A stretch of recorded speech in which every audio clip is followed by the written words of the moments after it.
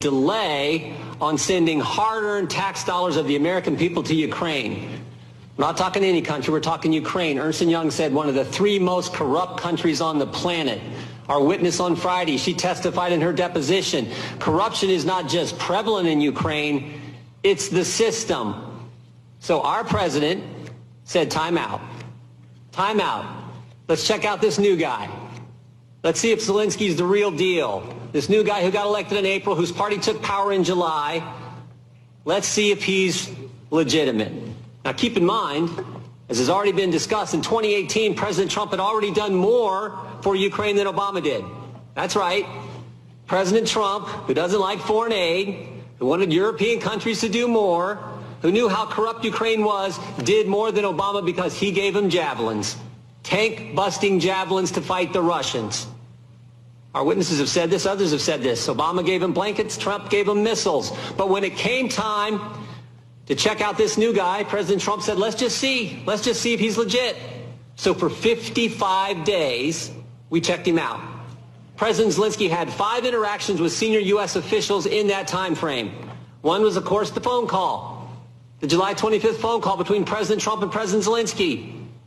And there were 4 other face-to-face meetings with other senior U.S. officials. And guess what? Not one of those interactions, not one, were security assistance dollars linked to investigating Burisma or Biden. But guess what did happen in those 55 days? U.S. senators, Ambassador Bolton, Vice President Pence, all became convinced that Zelensky was in fact worth the risk. He was in fact legit and the real deal and a real change. And guess what? They told the president, he's a reformer, release the money. And that's exactly what President Trump did. Now, over the next few weeks, we're going to have more witnesses like we've had today that the Democrats will parade in here, and they're all going to say this. So-and-so said such and such to so-and-so, and therefore, we got to impeach the president. Actually, we can get more specific. We covered this a little bit ago.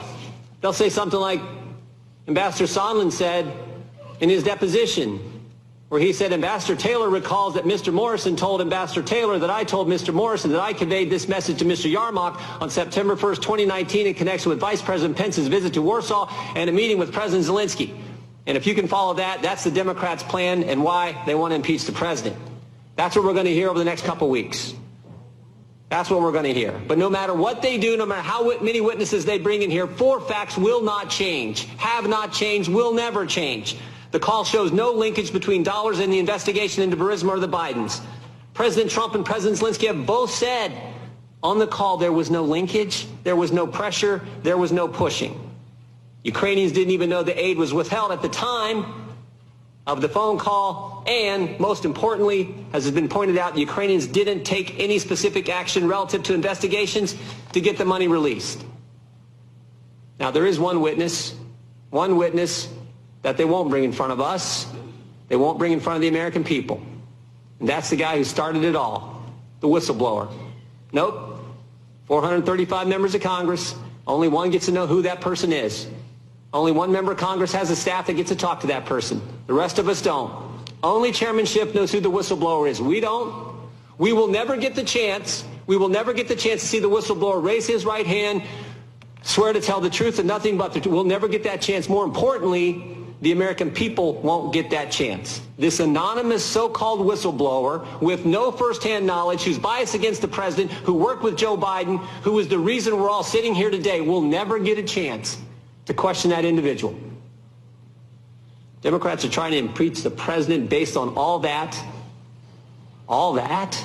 11 and a half months before an election. We'll not get to check out his credibility, his motivations, his bias. I said this last week, but this is a sad day. This is a sad day for this country. You think about what the Democrats have put our nation through for the last 3 years. Started July of 2016 when they spied on 2 American citizens associated with the presidential campaign, and all that unfolded with the Mueller investigation after that. And when that didn't work, here we are. Based on this. The American people see through all this. They understand the facts support the president. They understand this process is unfair. And they see through the whole darn sham. With that, I yield back.